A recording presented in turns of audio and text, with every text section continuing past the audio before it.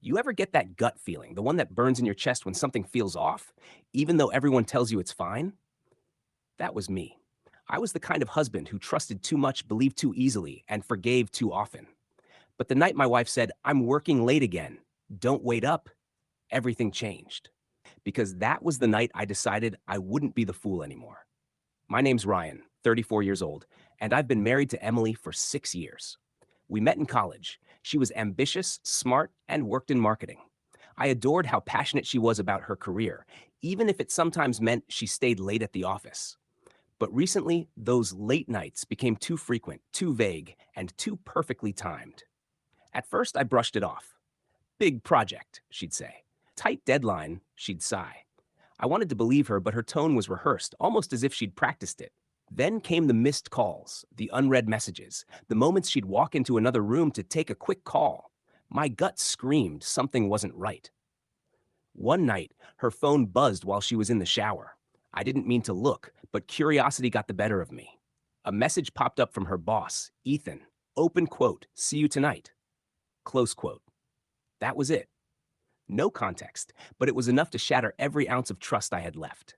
Still, I didn't explode. I didn't confront her. I wanted proof, real proof. The next day, I did something I'd never done before. I went to her office under the pretense of bringing her lunch. Her secretary hesitated when I asked if Emily was around. "Oh, she just stepped out with Ethan for a client meeting," she said, her tone uncertain. "A client meeting at 2 p.m. in casual clothes without her laptop?" "Yeah, right."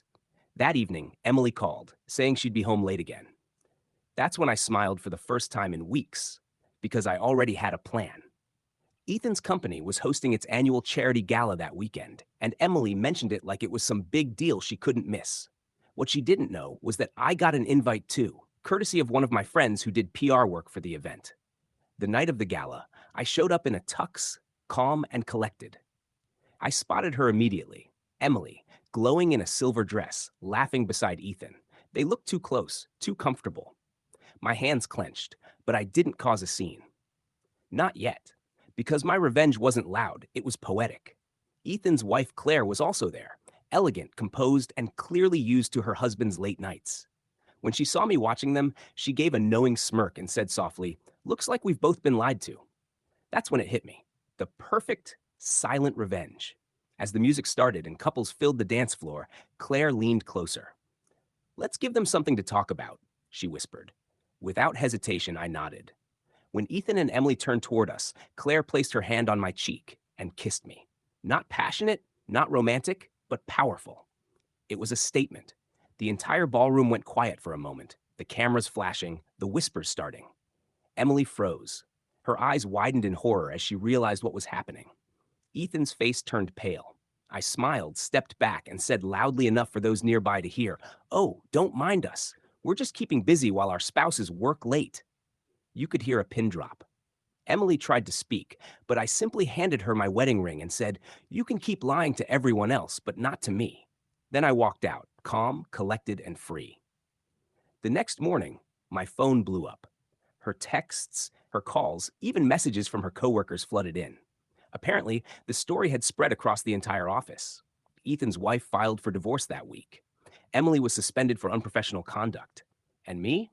I moved on, slowly but peacefully.